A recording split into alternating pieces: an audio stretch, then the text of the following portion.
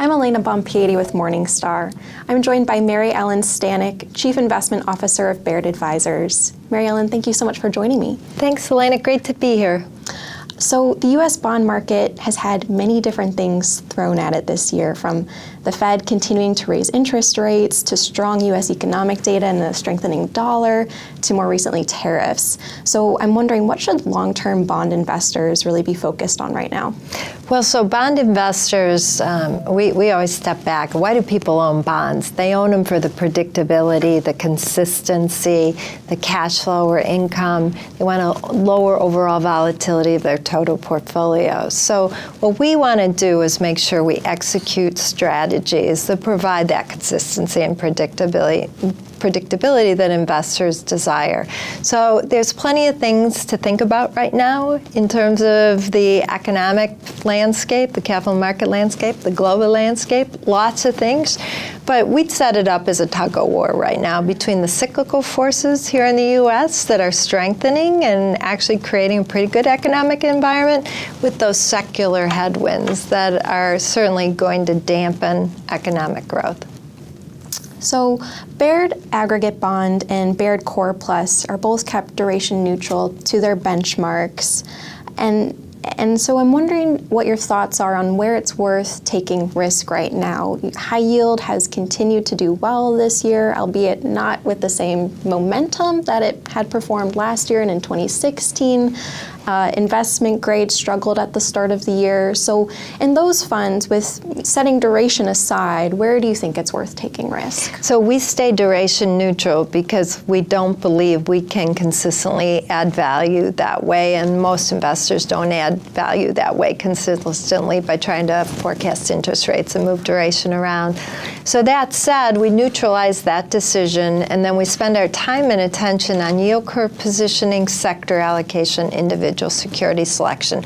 So how do we build the portfolios to try to outperform their benchmarks and pay for our expense ratios and then some? We do it a couple of ways. One thing right now that we're doing is underweighting our agency pass-through positions. We've got about 75% of the way to the benchmark in what is a very big sector for the benchmark. And why are we that underweighted? For us, that's a pretty significant underweight, and we've had that on for a while, is because as the Federal Reserve continues to normalize their balance sheet, we believe that there will be underperformance in agency pass-throughs. So how do we fill that bucket? We overweight credit, although we have been reducing that overweight slowly over time, but we are still overweight credit. And then on the mortgage-backed and asset-backed side, certainly asset-backed securities, commercial mortgage-backed securities, all very high-quality senior in the capitalization structure. And we have slight yield advantages on the portfolios, but we think we're in an environment where managing risk carefully is going to be very important.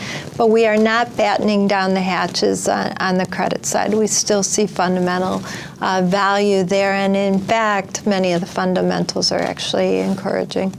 The two funds, Baird Aggregate Bond and Baird Core Plus, both maintain mostly exposure in investment grade bonds with little and below investment grade. When you look at, where opportunities are in investment grade, what sectors or credit qualities stick out to you as places for opportunity? So the difference between the two funds is in the Core Plus fund, we can own up to 20% below investment grade. Currently, it's less than 6%. It's about 5.5% or so. And that's equally split between non-agency mortgages and high-yield corporate, primarily fallen angels.